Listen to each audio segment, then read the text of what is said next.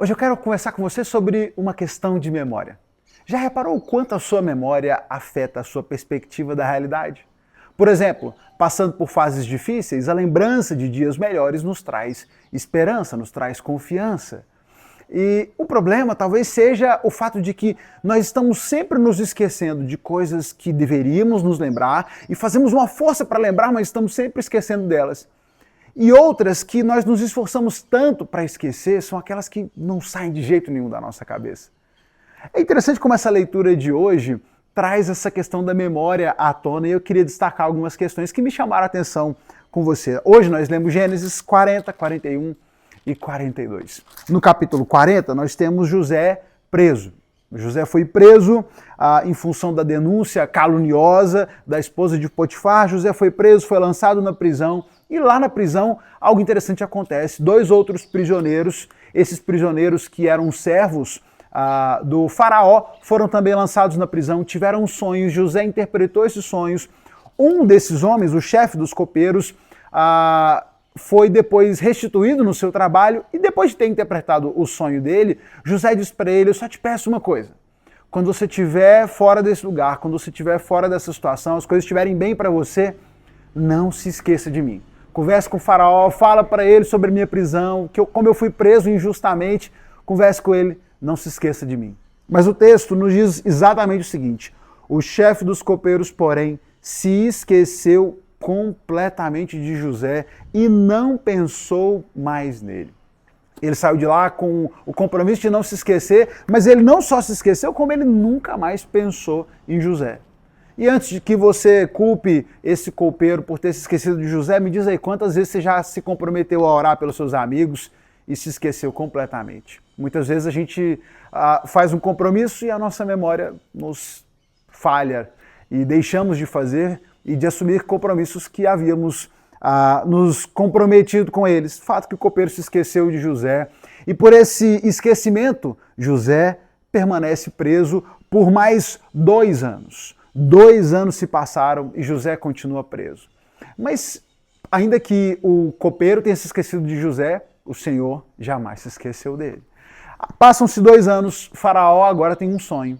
Um sonho que nenhum dos seus sábios foi capaz de interpretar. E naquele momento o copeiro, peraí, eu lembrei, tem um cara, eu não devia ter me esquecido dele, ele estava preso e também era um prisioneiro, um hebreu, ele interpretou um sonho meu na prisão. O Senhor deve chamar ele. O faraó manda chamar José para que interprete o sonho, e José, capacitado por Deus, uma capacidade que não era dele, e ele sabia disso, interpreta o sonho do faraó. Um sonho que trazia uma revelação amedrontadora para o Egito.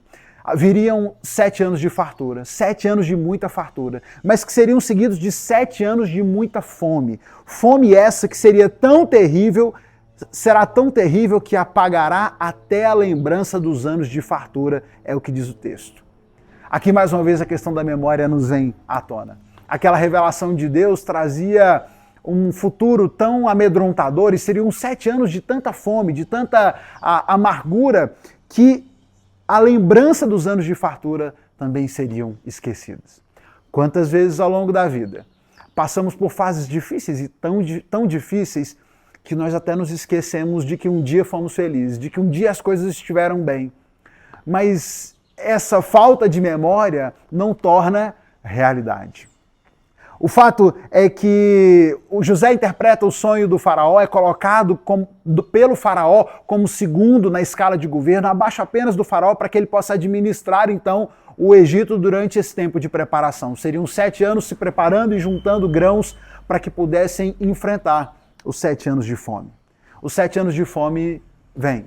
José está agora numa posição de prestígio, ele governa todo o Egito. Inclusive, nesse tempo, José prosperou e prosperou muito, e ele pôde se esquecer dos dias de dificuldade. E olha a questão da memória de volta. José teve 2 filhos, e ele dá o nome de Manassés para o seu primeiro filho, porque Deus me fez esquecer todas as minhas dificuldades e toda a família de meu pai. José dá um nome para o seu filho justamente em homenagem e pensando no fato de que Deus o ajudou a esquecer a esquecer dos dias difíceis, a esquecer dos tempos que ele esteve preso, humilhado, escravizado. Ele agora pode deixar essa memória triste para trás e vislumbrar coisas melhores. E ele dá o nome do segundo filho de Deus me fez prosperar na terra da minha aflição. Aquela aflição agora é uma memória distante e Deus o fez prosperar.